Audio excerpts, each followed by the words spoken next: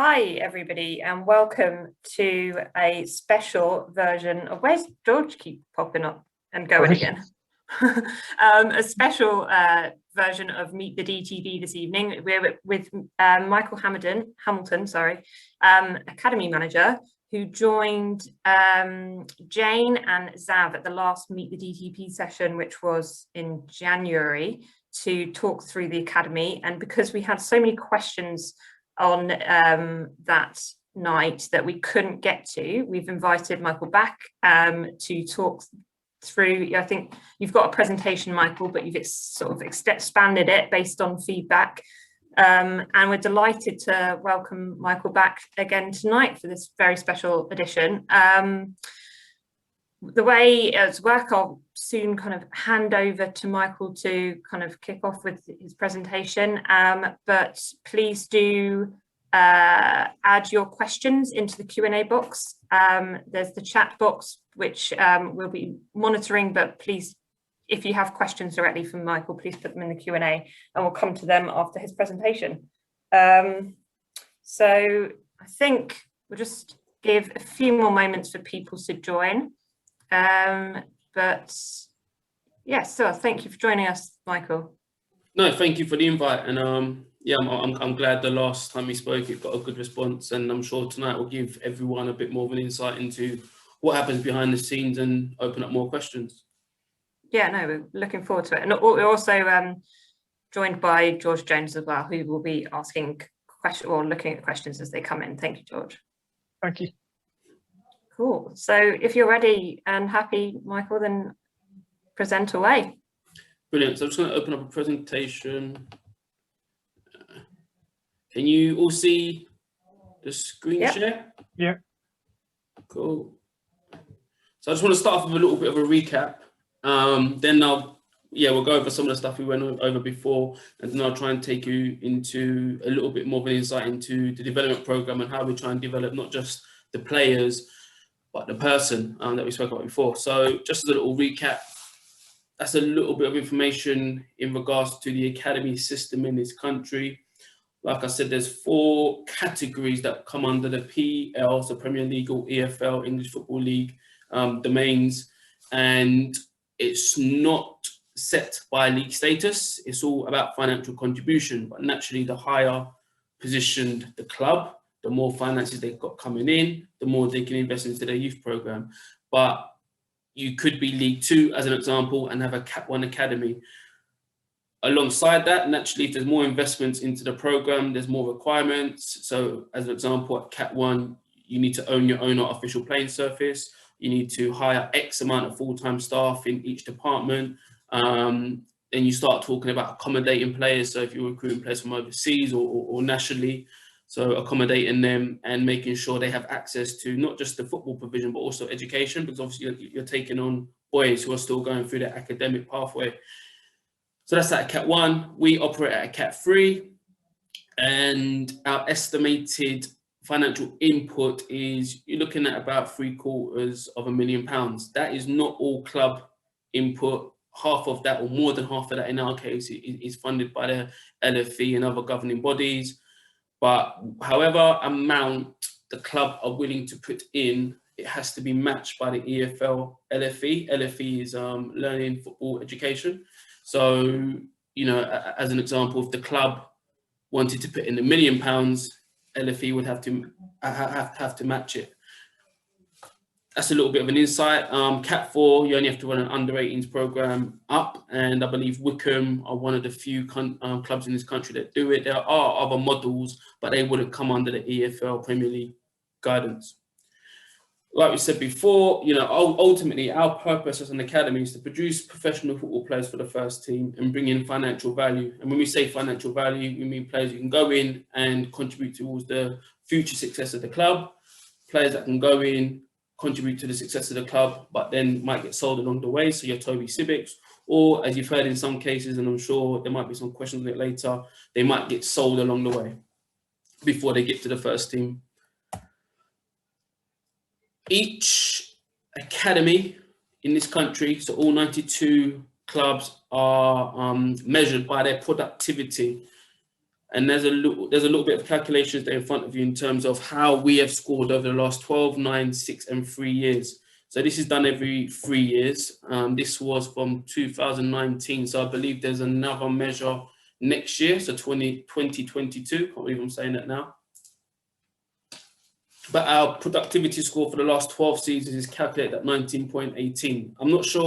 I'm not quite sure how they break down the measure, but as an example, James Maddison playing for Leicester in the Premiership means that Coventry City get a higher score for having a Premier League player. Plus he then plays for England, so that score multiplies. So obviously the higher level of player your academy product is playing at, the higher score you get. So if you've got a League One player, in our case, you might get just say like 0.5 of a point. Whereas if you've got a player playing in the Premiership, it might be 2 points as an example. But over the last, so I can't see some on my screen. Over the last 3 to 6 years, you can see the growth of the academy. This isn't mine doing. This is we had Jeremy Sauer, the academy manager previously. We've got some really good staff members here who are always looking to evolve and grow the program, and it's a group contribution. What the current measure hasn't taken into consideration is some of the players' progressions you've seen in front of you. So of course, Will Nightingale, the league games he's played over the last 2.5 seasons, Paul Cannon-Baye, Jack Redoni, him making his debut and his first team involvement wouldn't be included in that score you've just seen. You've got Zach Robinson, Tyler Bury, who's made his championship debut this season, Joseph Bursick. We will receive scores because he played for Accrington and Stanley, but then that score will be multiplied because he now plays for Stoke City in the championship. So there's a few considerations to be added to the next report. And as you can imagine, we're expecting our score to be better, but at the same time, that will be the same for all of the academies. What's important to highlight is that we've only been a professional academy since 2011. So we are being compared against clubs and academies who have got 10, 15, 20 years on us. So the fact that we rate so high in our ranking is testament to the program we have here. And in fact, when you actually think about it, and I'm not trying to blow our own trumpet, but to some degree, we shouldn't be comparable to some other academies. So as an example, in the last report, Jack Wilshere, his contribution, whether it be at Premiership or Championship, would be fed back to Luton Town because he was part of the Luton Town Academy. So I'm just trying to give you a bit of an understanding of how what happened 12, 9, 6 years ago feeds into a report now. I believe this page was just about players' journeys, and the message behind this was just to appreciate that. So if you use Anthony Hartigan as an example, he's 17 making his first team debut, and prior to that, his whole pathway, his whole program had been playing on a Saturday for the under-18s in front of 30, 40 people, where yes, there's 3 points on the board, but a lot of it is about development. So then, fast forward 2-3 weeks later, and he's now making his first team debut in front of 3, 4, 5,000 people, where 3 points is a matter of, being in the relegation dogfight or being mid-table or being mid-table and being up and around the playoffs. So the tariff on points and the tariff on results increases. And we do a lot of stuff, which I'm going to speak to you about in a minute, in trying to prepare boys for being strategically stressed. So trying to put them in pressurized situations where they have to perform. And in some cases, that is really accelerated. So if you, like I said, in Anthony's case, he's gone from playing 16s to 18s to playing first team football in a matter of a year and a half. So when he gets to the first team level, and this doesn't just apply to Anthony, it's apply to any young academy graduate in the country, sometimes what you're seeing is someone learning on the job. And I use Mason Mount, Tammy Abraham there as examples of players who had got a massive amount of experience before they played for Chelsea, as an example. Whereas in another case, Scott McTominay, he had never been out on loan. He made his first team debut for Manchester United at 19. That's another animal, playing for Manchester United, one of the world's biggest clubs.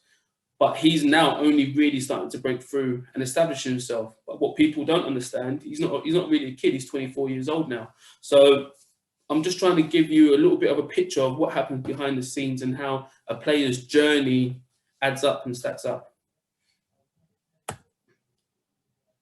We're massive on failure. Like I said, we pick boys through strenuous situations, but on purpose, because we say that to be able to perform under pressure is the epitome of development, is the epitome of performance.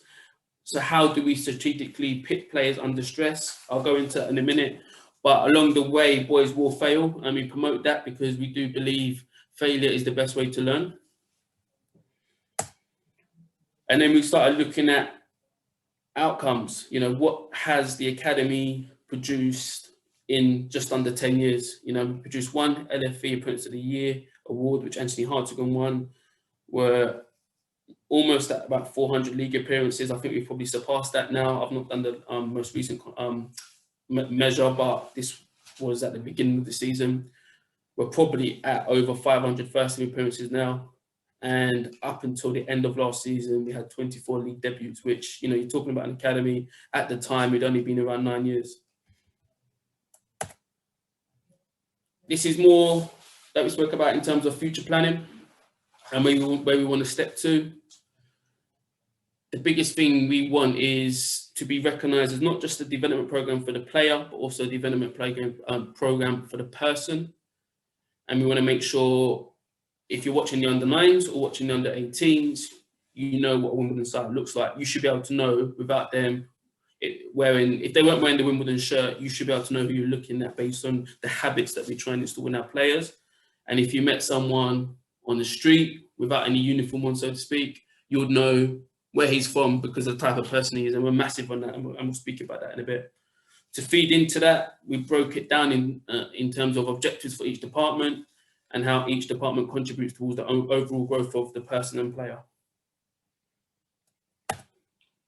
So, per player, how do we develop the player? So there's loads of things here, and I'm just going to pick each one, let's go into it. So we have silent games. So silent games is a game where the coaches are present, but their contribution towards the day is nothing. So they're just purely there just to observe and to be supported on. And the players will take full responsibility in the setup for the game. So whether that be lineups, in the subs for the games, in how, as the game develops, how they change tactics. And the reason we do that is because we find the best players take complete ownership and responsibility for their own performance. Now, that is not to say we just dump it on boys and go, right, tomorrow you're doing a silent game. No, there's a program of work before that leads up to that.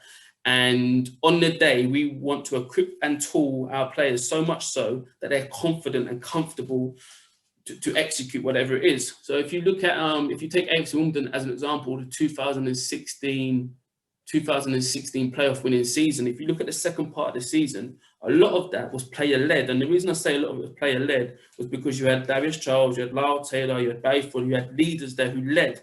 So when you go 1-0 down early doors, who's going to change it? It's got to be the players.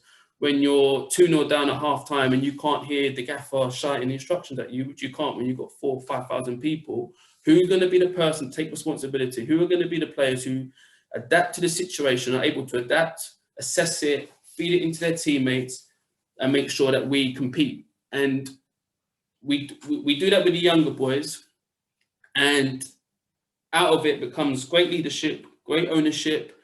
You'll have little Johnny, who usually doesn't say anything. He'll put his hand up and he'll step forward with his own ideas.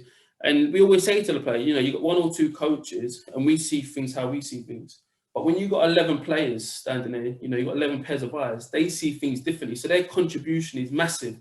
And we really pride ourselves on players, you know, when things are happening on the pitch, of taking responsibility. And we feel that enables them to build towards the first team. Player-led games is very similar. So silent games is when the coach is present but doesn't say anything. Player-led is the coach isn't even present. Okay, so I'll give you an example. There's a YouTube video, so go on YouTube. The under-18s did it a couple of years ago with Mark Robertson, and we sent a team down to Luton with no no coaching staff. They had medical provision just in case anything went wrong, and they had performance analysts to make sure the film was recorded, the game was recorded, sorry, and the journey was recorded.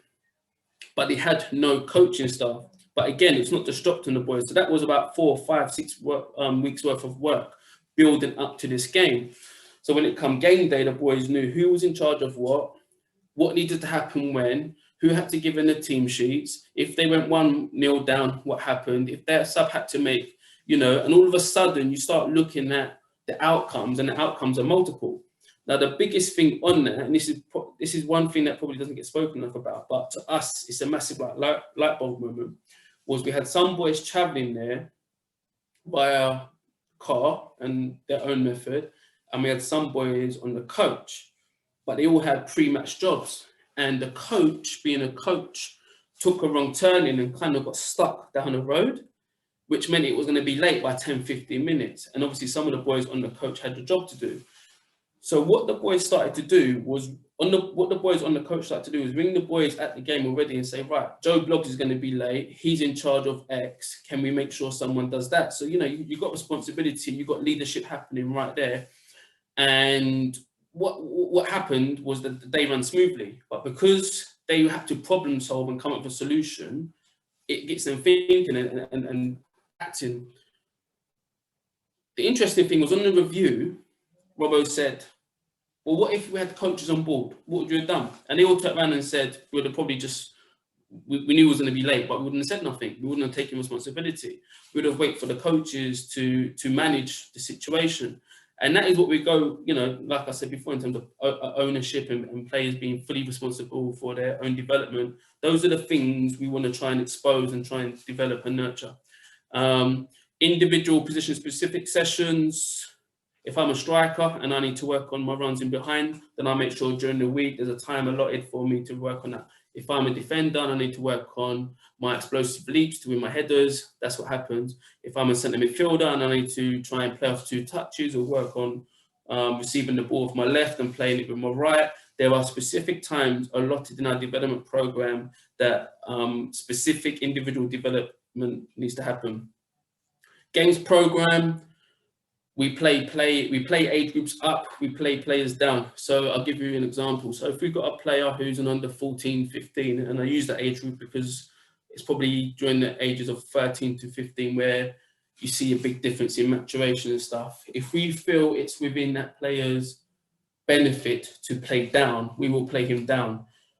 We don't think it's right. Just because you're an under 15 doesn't mean to say you're ready and mature enough to play against other boys in that age group. As an example, you could have one player who's 5 foot nothing and another player who's 6'3". So we look at what specific development that player needs and we play him accordingly. Now, what it does, it gives them a little bit more time and it gives them an opportunity not only to be developed and stretched, but also an opportunity to have some form of success. And Jesse Lingard, he received a very similar program at Manchester United. He was very underdeveloped at 16, 17, 18. I think even at under 18s, he's playing under 16 football because Alex Ferguson was confident at 23, 24, he would come good.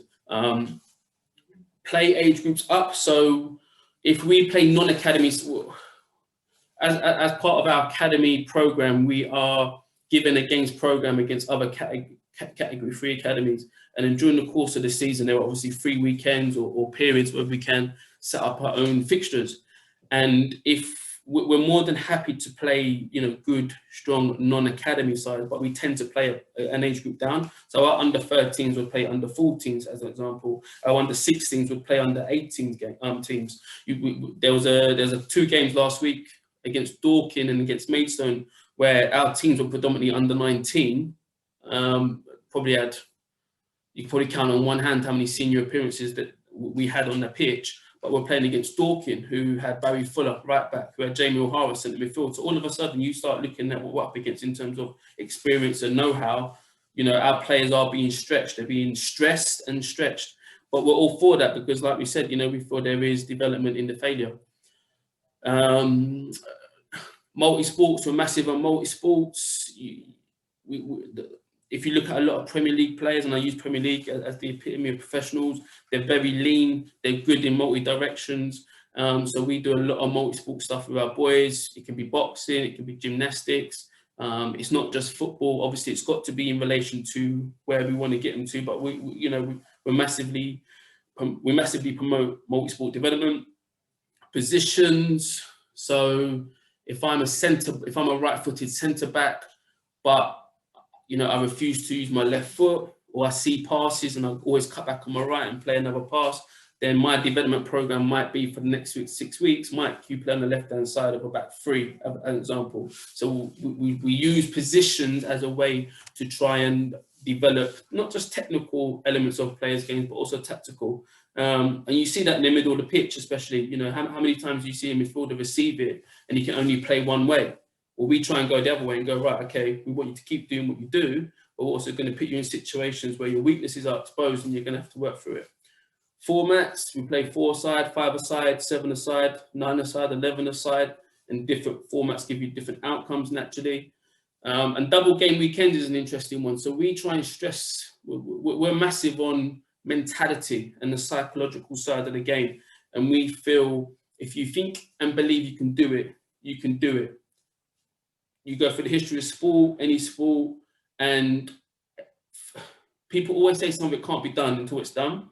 So we do double game weekends, and I'll give you an example. So we had Chelsea about 7-8 months ago on a Sunday, and the day before, we had a non-academy side in to play the same age group on a Saturday. Now Chelsea come and sent some scouts down to our Saturday game, watched us. I think we might have won or drew.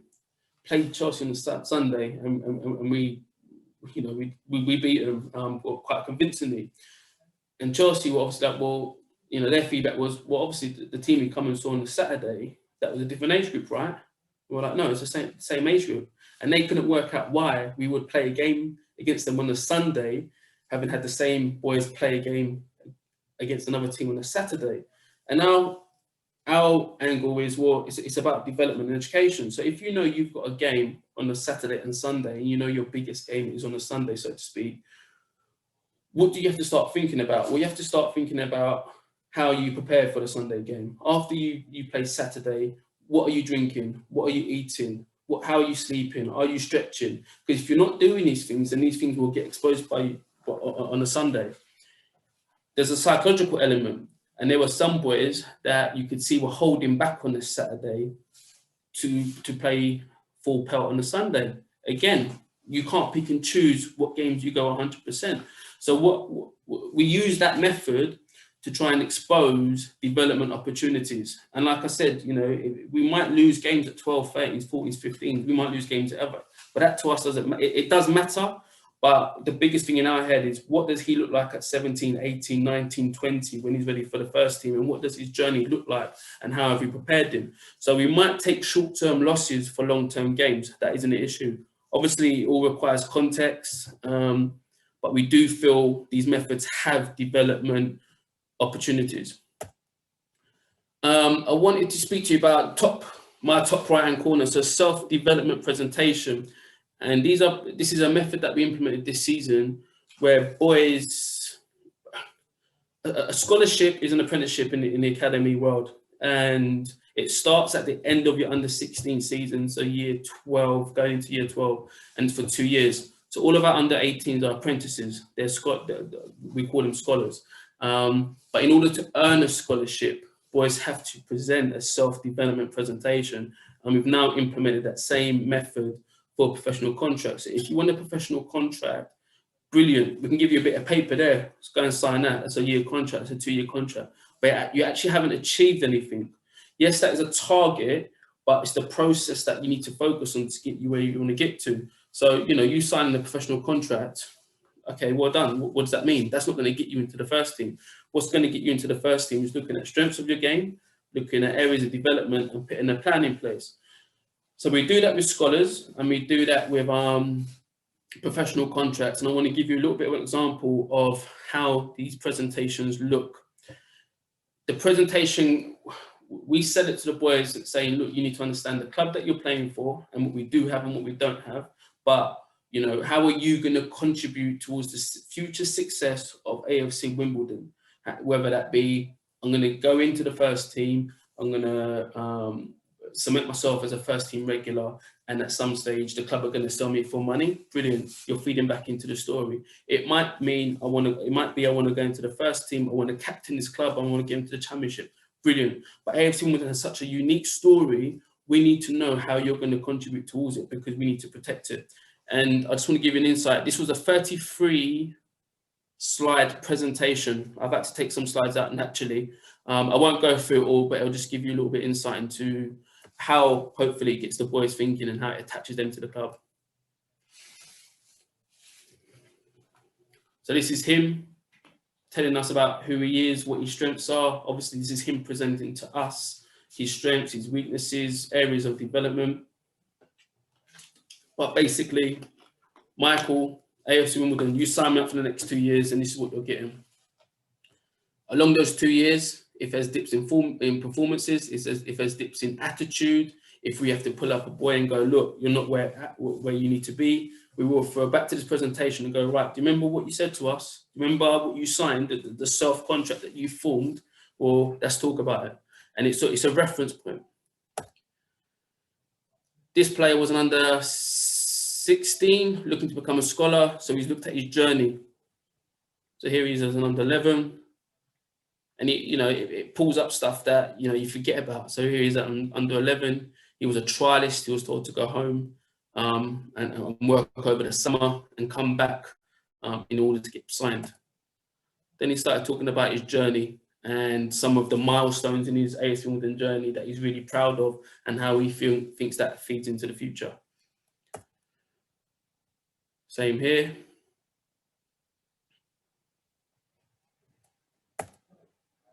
And then he broke down what his day looks like. He broke down what progress he has made. So this is me as a person, and this is who you're investing into. And this is what I'm going to give you. And he looked at all these performances. He broke them down, good and bad, and said, look, this is me analysing my game.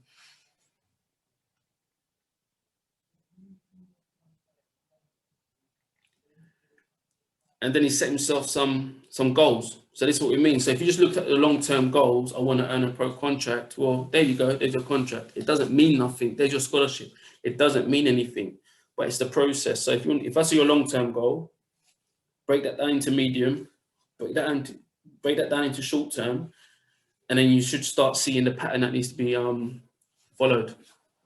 No point being a professional footballer if you don't come in every day and give it 100%. No point wanting to become a professional footballer if you're going to shy away from your weaknesses and only do the things you're comfortable with. No point being a professional footballer if you're just happy being part of the squad and you're not looking to break into the 11. Then it breaks down into different areas. So you've got tactical, technical. This is obviously psychological, emotional support.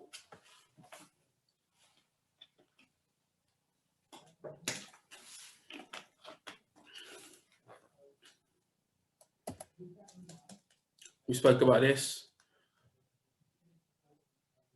And what's interesting is it gives you an insight into, it gives you a different type of insight into the person behind the player. But you can also see when someone, yeah, don't know what, I can see you do that, or do you really do that? And it just enables conversations and development conversations to start taking place. It's really important we triangulate our development. So you've got player, you've got club, but we do a lot of work with the parent and the family as well, because there's no point us saying to boys, look, it's okay to fail. It's no point us playing boys on their weaker side in games, knowing that today they might fail, but tomorrow they might succeed. But then when they get into the car to go home, mum's in the car going, oh, that was rubbish. You played rubbish today. You can't be, So it's so important. Whatever messages are agreed between club and player, they're fed back into the parent. And as you know, all parents believe their players are the best in the world, which is fine. It's not a problem. But we just really want them to understand that, this is a long-term plan. If little Johnny at 13, 14 is failing, but we feel he has the potential and we feel he has the mentality to attack his development goals, we would bet on him at 17, 18, coming good, and at 19, 20, being out there representing the club. So how do we develop the person? Because it's a lot easier said than done. So there's a homework program that can look different. It might be physical, it might be ball related. It could be just upskilling someone's knowledge and understanding. So we're massive on positional stuff. So, you know, if I've got a left back, I will say to him, look, you need to go and, you know, do some research and look at Paolo Maldini and Ashley Cole and start understanding their journey, what made them, because, you know, you need to become craftsmen of your position. There's workshops. So we do workshops with internal speakers. We also have external speakers. So we had Steve Sadas, who's a performance coach, talking to the boys about my future self. So, you know, this was only last week. So what are you going to do today that your future self will thank you for? You know, there's no point saying I want to become a professional footballer if in 2-3 weeks time, when a session's cancelled, as an example, you've done nothing but use that as an opportunity to play your PlayStation at home. So it's just putting these little, you know, these little light bulbs in the boys' heads and hoping they go off. Training attire, we've had to be a little bit sensitive now because the temperature's dropped. But we say when you go out to train, no tracksuit bottoms, no gloves, no snoods, no scarves. You go out and you train in playing gear. You're ready to play. You have a tracksuit top on. You wear that for the first 15-20 minutes. When you're warmed up, you take it off. You know, we don't want to see the other rubbish. You know, we're very big on not creating placebos, and placebos is players associating something with their performance. So to give you an example, you know, you see a lot of players taping their wrist. A lot of them tape their wrist because it makes them look good and it makes them play better. It doesn't. You know, all you need to worry about is your attitude, your application, you know, and making sure you control what you can control. So we're, again, it's just taking full responsibility of your performance. Black boots, we have a black boot policy in the academy. Again, I've never seen a pink pair of boots make someone good, you know, so you have to wear black boots. When you get your professional contract, you know, that might look slightly different, but whilst you're with us in the academy, you wear black boots. Nigel Higgs Development Award. Nigel Higgs is obviously the founding member of the academy many years ago, before it was even the Football League Academy. And the Development Award is basically any staff member, any player, any parent, or it might be a player's school, can nominate someone for this award. And it's basically for players who look to stretch themselves, look to develop themselves away from football and take themselves out of their comfort zone. So we've had this is the first year it's been launched. There will be winners announced at the end of the season, but we've had some good nominations already. But to give you one example, we've had one boy during COVID who put himself out there to volunteer, to you know, to take food parcels and contribute towards his academy. And it's stuff like that we want to promote, because we genuinely do believe the better person you are, the more mindset like that you have, it feeds into your performance. And if it doesn't, one day you've got to leave us, or you've got to go out into the big wide world, and we've got to equip you with the life skills you need. Scholar presentation, professional presentation we spoke about. And the top left, so winners do more. And a lot of the slightly older fans on listening now will probably adhere to this. So I remember years ago, you'd be late for training and your coach would go, oh, you know, go and do 2 extra laps, or do 10 press-ups before you can come into training. But in theory, what you're doing is developing in some sort of way. So if you're running around the pitch twice, you're getting fitter. If you need to do 10 press-ups before you come into training, you're getting stronger. And we didn't want physical development to be seen as a negative, because later on down the line, when you start telling boys to, you know, attack their physical development, they've always referenced it as a negative, as a punishment. So we flipped it and said, no, winners do more. You know, in any circle of life, the people who succeed do more. So on a Sunday, if we win a game of football, our boys will run. We flip it completely. Our boys will do extra running. And the reason being is because your reward for winning, and I'll go into winning in a minute, but your reward for winning is extra development. And running, physical development, is not a punishment, it's a positive. And we use Angola Kante as an example. So Kante, as you know, he won the league with Leicester for being this dynamic midfielder whose engine doesn't run out. And then he went and done the same at Chelsea. And we talk about talent. We talk about skill being, can he pit a top corner and can he beat 2 or 3 players? And well, skill is also being able to outwork your competition. A skill and a quality is also being able to last longer than the person you're up against. And that completely fits within the AFC Wimbledon model of, do you know what? When you want to stop, we'll keep going. So we do winners do more. It's a massive part of our program. What's interesting is a lot of people said, you are mad. You can't do that. Players won't buy into it. We've had players at the end of training games, as an example, so Reds versus Blues. Reds win, Reds run, and you've got Blues coming to us saying, can we run, please? Can we run? And we say, no. Okay, get all the equipment, you go inside. And what you'll find is the intensity and the challenge in games go up because no one wants to lose.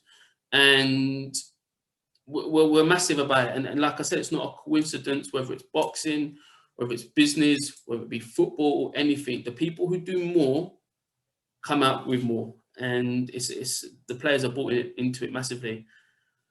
And that's not just like I said, it's not just it's not about a player, it's about the person as well. So, reading, studying, doing more for your community, doing more around the house. The winners always do more than everyone else. When the average person wants to start, that's when the winners keep it selling. So just some questions from the last discussion. So just around category 2 status and are we interested? I think that discussion not really been on the table up until now because obviously, the new stadium and, we've got to try and stabilise the club at League One. But I definitely do feel in the next couple of years, those discussions and plans can be had. Of course, there's a significant amount of investment that is required to have Cat 2 status, and that's not just around facilities, but that's staff, that's coaching hours and other bits and pieces. The one thing that having a higher category supports you with is if a club comes in for one of your players, his value is worth more because obviously more's gone into him. So that does protect us in that sense. But yeah, it's not really a discussion we've had up until now. We think we've established ourselves as a good competitive category 3 academy. A Cat 2 games program, I wouldn't really say the games program we would benefit from because we have a very good games program. But in terms of development model, yeah, we would get more out, but obviously a lot more would go in, and a lot of that is about the new stadium and us establishing ourselves in League One, which hopefully over the next couple of years we'll start settling down and then we can make these plans.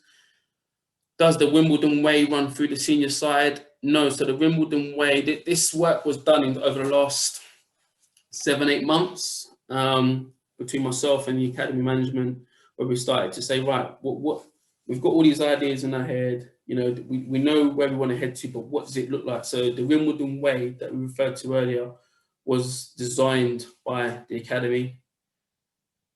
Is it realistic to expect a stream of players every season from the 18s into the first team? No, I don't think it's realistic.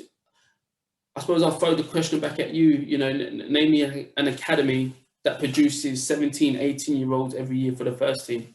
They're few and far between. And, whilst you might get a Marcus Rashford that comes through at 17, you do get a Mctominay who starts coming through at 21, 22. So I don't think it's realistic to expect a stream every year. However, you will get, your Rudys, your Anthony Hartigans. But like we said before, what we really want to do better at is looking after the development program from probably under 18 to under 20. And that might be away from the senior side. And giving the boys an extra year or two to develop to get to where they want to get to so that they do break through. Is there anything we can do to stop talent being hoovered up by the bigger clubs? Yes. Pathway. If we have these discussions all the time with players who may have 1 or 2 options on the table, do I go to Wimbledon or do I go to Chelsea as an example? So them seeing a pathway to professional football is massive. And so us, having Rudy and Anthony and Paul Cannon-Bailly and the others in the first team is a massive selling point. So And that's ultimately, when you sit down with a young player, that's what he wants to see. Have I got a chance of becoming a professional footballer? So pathway and progression is massive. Our culture, and not just the AFC Wimbledon culture, but the Wimbledon FC culture of having academy players and academy graduates in the first team is massive. And what I will say, you know, if we've got a player who's here for financial reasons, then, you know, we do have to question whether they're right for us. Because at some stage, whether it's now in 2 years' time, at some stage it will rear its heads again. So we're massive on culture, we're massive on pathway. And the development program, which, like I said, I think we do really roll up to 18s. You know, we do roll at 19s, 20, but, you know, the general agreement is we want to increase that. But as long as we've got a pathway into the first team, we think that will go a long way to keeping players here. And we've done it in the past. We've had a lot of players who have turned down Premier League clubs, who have turned down opportunities at other clubs because they believe in the story at Wimbledon. Is the Wimbledon way and the club values set by the board, trust and first team coaches?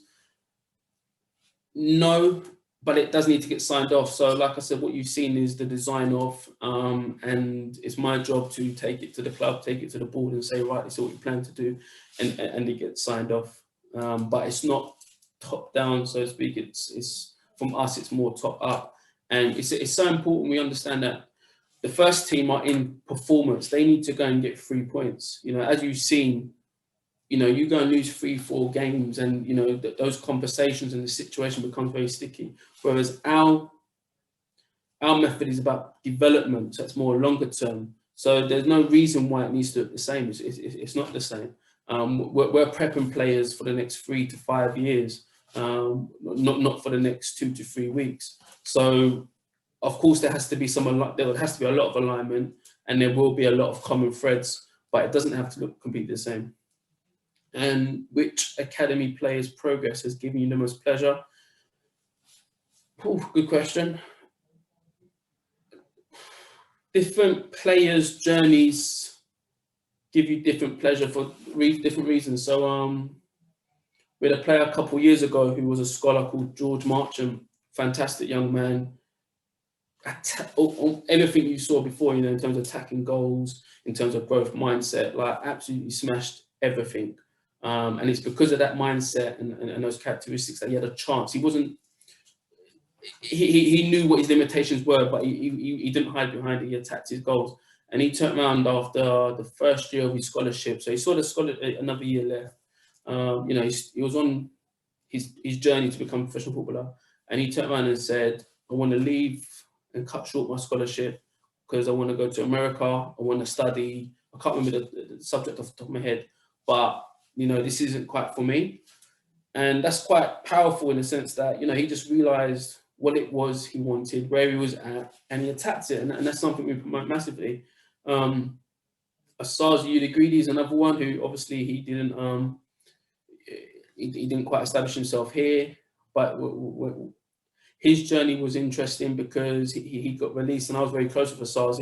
I worked with him from under 14s, and he got released, and, you know, it wasn't in full agreement of everyone in the building that he should have got released. But I spoke to Asaz and he said, Michael, if you can help me get a trial at club, that's all I need. You know, his mindset was so strong. It was, if you can just help me get in the door, I will do the rest. And he did it. So in terms of our program, our growth mindset, in terms of attacking goals, in terms of not being put off, and making sure you block out the noise and focus and take complete ownership, that's a massive one. And then you obviously got, you know, your Anthony Hartigans, your Paul Cannon-Bays, for different reasons. So it's very difficult to pinpoint one specific one, because I think they're all quite unique in their own way. And all of them are used as a reference, as I've just done here, to tell a story and to maybe sell a story to a younger player. But yeah, I think it would be unfair to say most pleasure out of the players that have gone through. And that's me done. Thank you so much, Michael. It's so inspiring to listen to you. And I'm sure you're like also so inspiring to the Academy boys. I think we dove straight in there with your presentation, but kind of have missed this. You talk a lot about the young players, their journey, and we haven't heard. I'm interested to know more about your journey and how you got here. to where you are now? I probably hit an age where I realised I was not going to play football at a level that I wanted to play at. But I love football. So I went down a coaching route, and I started working at Millwall many years ago. This would have been 2017-ish. And, you know, it's such a competitive industry, especially with someone with no playing experience. Or limited playing experience. So I kind of realized, you know what, if I'm going to be the best coach I can be, I need to gain experience with older boys. So at Millwall, I was doing the younger boys. And I don't know if you remember, but in the last talk, I spoke about the Lyle Taylor story, where he was asked to, he was put on me and said, Michael, you need to look after this kid. He's about to be released, but we need to keep him stable for a couple of months. I didn't realize that was Lyle Taylor. Back then, he was just little Lyle. And yeah, so there's a bit of a connection there. But yeah, around 2018, I kind of realized, look, if I'm going to push in this industry, that I need to gain more experience with older boys. So I contacted AFC Wimbledon, and I said, look, I'm willing to offer my time for free. I only live in Wandsworth, so I don't live far at all. I'm willing to volunteer, but I just want experience with the older boys. And that's when I met Mark Robinson, who's turned out to be, you know, one of my best friends in life. And our journey goes back, 13 years ago, almost 13 years ago now. But yeah, I've been here since then. I was at Millwall and Wimbledon. Wimbledon weren't a professional academy at the time, so there was no conflict. But in 2011, when Millwall were on the verge of being promoted, you obviously can't work for two football league academies.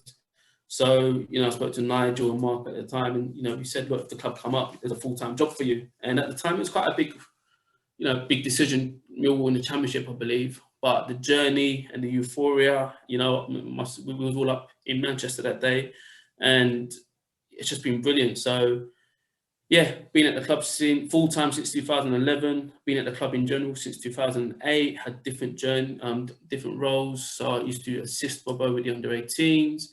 Then I became lead youth phase manager. So I looked after the 13s to 16s. So that's when I worked with, Anthony Hartigan, the Sarzi, Joe Bursick. That would have taken me up until about 2016-17 when I became head of coaching. So I looked after the staff and coach development program here. And then, just over a year ago, Jamie Sauer left, and I took over his place. Amazing. And I suppose if you, there's a few things in your presentation that kind of perked my interest, I suppose. I'm interested to hear about how you kind of created you developed the vision that you talk about, that is kind of, like you're saying, kind of comes from the academy. And I mean, this is something that the Dons Trust and the club are working on at the moment, and a strategy review to incorporate some of that, kind of the idea around the Wimbledon Way and things like that. But is there any academy that you look to as your kind of inspiration, that you think that they just have it right?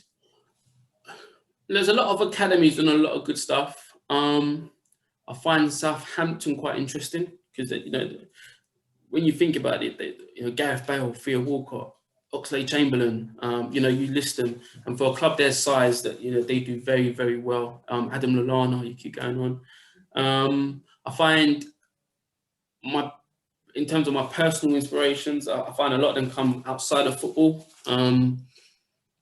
I think we, as an industry, have got a lot to learn from outside of football, and a lot of foreign academies. I was just listening to a podcast the other day, AZ Alkmaar, and I was listening to it, and they got a very similar story to us, but they punch above their weight. It's no point me saying Chelsea, because we haven't got what Chelsea have got. They're different, but one where resources are less, but the story's more. And AZ Alkmaar, I was listening to their academy manager the other day, and their story is very similar. They always finish higher than they should. They're producing a lot more internationals than they should. But why is that? And it's because they've got an innovative and creative development program. Amazing. Hannah, just out of interest, where did the black boot? I love the black boot rule, but where did that come from? Myself and Robbo, again, we went to rugby. So we went and watched Eddie Jones train the English national team at Penny Hill. And, you know, you're talking about the best rugby players in the world. I'm not a rugby fan, so it's quite embarrassing because, you know, people come up to me and saying hello, but I don't even know who I'm talking to really. But it was just the humbleness of their culture. So to give you an example, myself and Rob are watching, and all the rugby players are wearing tapes around their fingers, tapes around their leg. You know, they wear more tape than footballers. And during the session, you know, people throwing off their tapes and bits. So the session was going on. The session was fantastic. One of the best sessions I've ever seen of sport. But at the end of the session, you looked and there was not one bit of tape on the floor. And the coaches hadn't picked it up. And it's the culture of rugby. You know, they went and tied up the whole thing. Then myself and Rob are standing about, you know, 7-8 feet away from a door, but we're off route. So the players they don't have to walk past us to go through this door. But each and every one of them walked past us and they shook our hand. You know, you had Mario Ataji, I believe his name is. You had Farrell, and we're just there going like, this is being set up surely. Went in and had lunch with them, and it's just it's the humbleness. You know, placebos is a massive one in football. You've got, you know, I like to put my left boot on first, or I like to, this is my lucky number, or whatever it may be, and we look and go that we find them signs of not mental weakness. Maybe that's quite strong, but you control what you can control. Say that again, sorry. Like safety nets, almost. Yeah. Like and our job is to remove all of this and just control what you can control. yeah. You know, you wearing pink boots doesn't make you a better player. It doesn't happen. Or just because you're wearing Adidas and not Nike, you're not going to pick one top corner. Like, just stop with the nonsense. Control what you can control. Take full responsibility and earn your way. You know, if you want to become a professional footballer, earn the journey. We're not going to give it to you.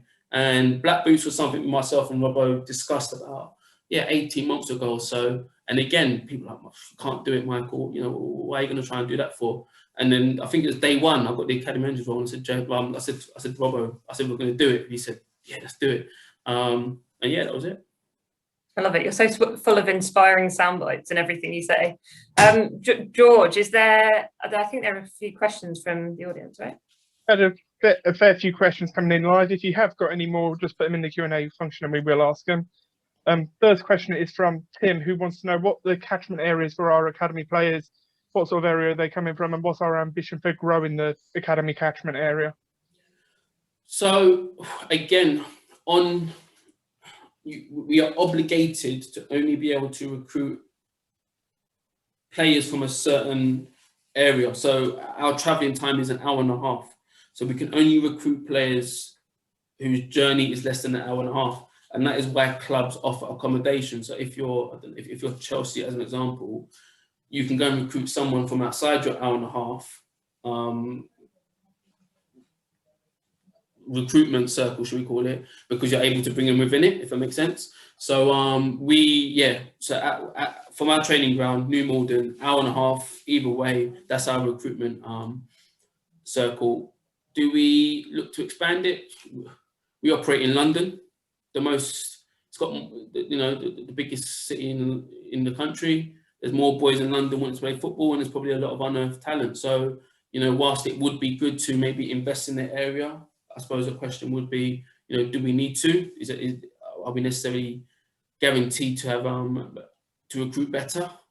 So yeah, I hope that answers your question. Like I said, if you go to Cat 1 and Cat 2, Cat 1, then, you know, these discussions start taking place a little bit more. But why would we, AFC Wimbledon, why would we not want Wimbledon boys to represent the club? You know, so Wandsworth, Merton, Sutton, you know, the local areas, you know, stop going to Chelsea, stop going to Mill, stop going to wherever. You know, I think we can do more in trying to attain the best talent in the local area. We think you get more out of them. But that's not to say never, but definitely the local lads first. Mark Blackburn wants to know, how do you scout players, especially below under 9s? And are there full-time scouts or volunteer scouts? Which clubs do we focus on when trying to source new players? So you can't, as an academy, you can't sign a player before he's under 9. So under 8s, under 7s, you can have development centres, and you can you can put on a development program for them, but they can't be registered or signed to a club. So that's why, yeah, we have Ben Foschini, who's our head of talent ID in the academy. He's part-time, full-time. He's not full-time, but he's not part-time. He's a little bit in between. And he manages our scouts. Our scouts do tend to be volunteers. They tend to be spotters. When I say spotters, I mean, you know, coaches or established figures in decent level football. We get bombarded with requests all the time, as you can imagine. So we have scouts out there, we have contacts or talent spotters. But the best thing to do if someone wants to get scouted, as an example, is you know, send us a list of your fixtures. You know, get in touch with someone who is within our talent ID department, and at some stage, hopefully, we can go and you know, have a look. But at the same time, we have our own recruitment needs. So if you use the, I don't know, under 10s as an example, you know, we might say, you know what, we think we've got the best under 10s group that we've ever had.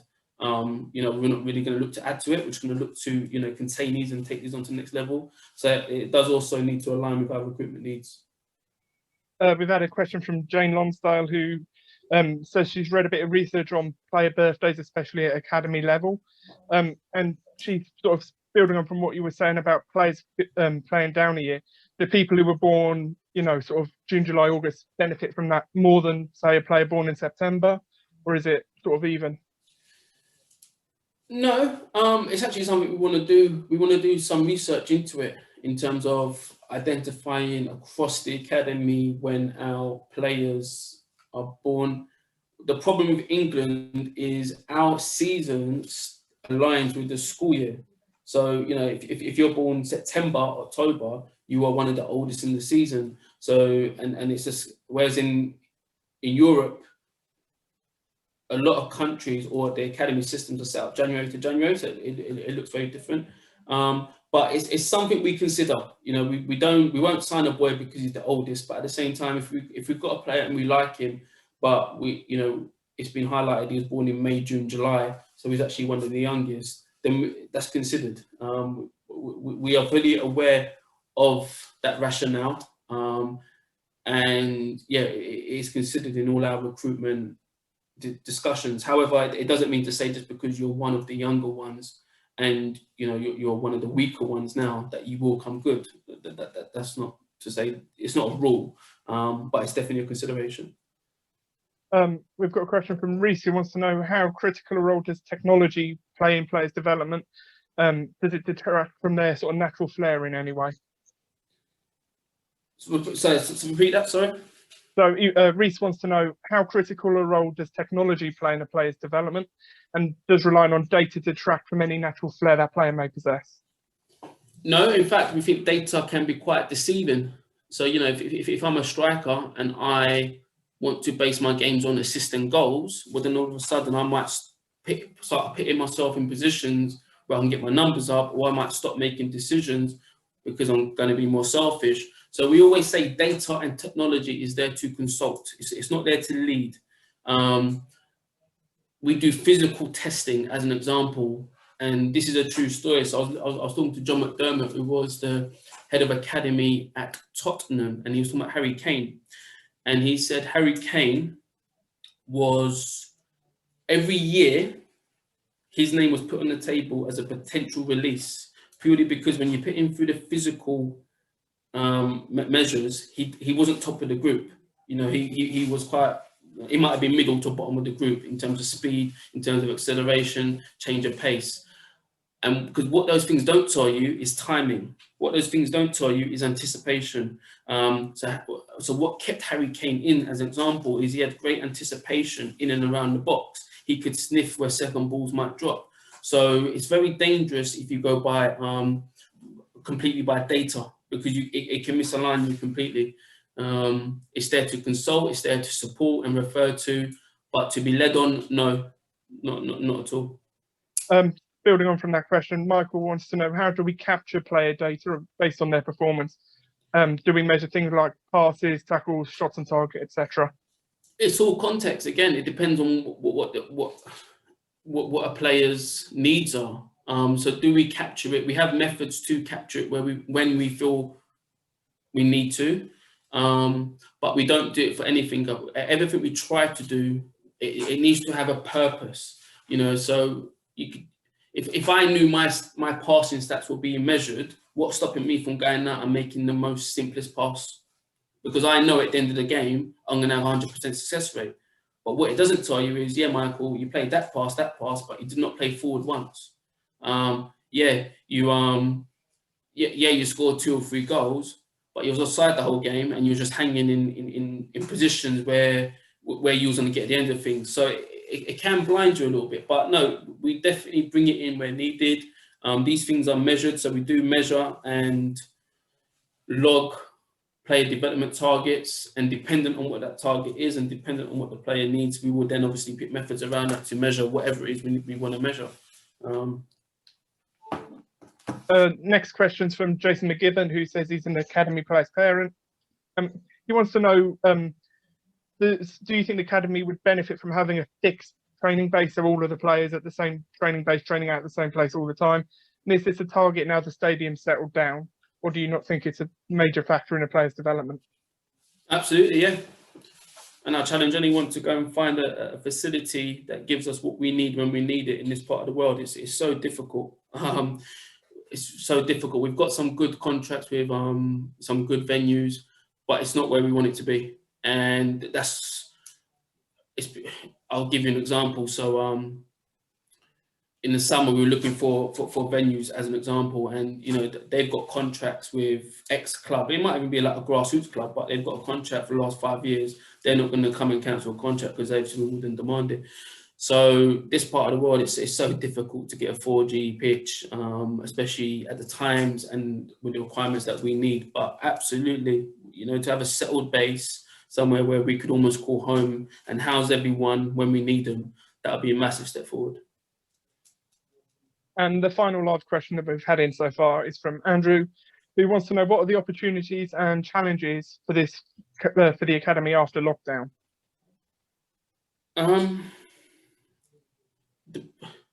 It's a difficult time for everyone. We don't like to make excuses, it's COVID for everyone. It's not just COVID for AFC Wimbledon. We are doing more than bigger, so-called bigger, more established academies in terms of, we've got a development program at the moment running for all our age groups. So they receive 2 Zoom sessions a week up to the age of under 16. Our 16s are currently in training and our under 18s are currently in training. Our biggest challenge, is obviously trying to keep it fresh. We're very mindful that the boys might have been on Zoom all day, whether it be school or other work. So it's just trying to keep it fresh and trying to keep them motivated, because it's a difficult time for everyone. But yeah, I say challenging time for Wimbledon. It's a challenging time for everyone. We can't wait to get the boys back. I'm not sure if I answered your question, George, but I think that the good thing now, what lockdown 1 was difficult because no one knew what we're dealing with, and every 10 minutes, Michael, is any news? I'm like, no, there's no news.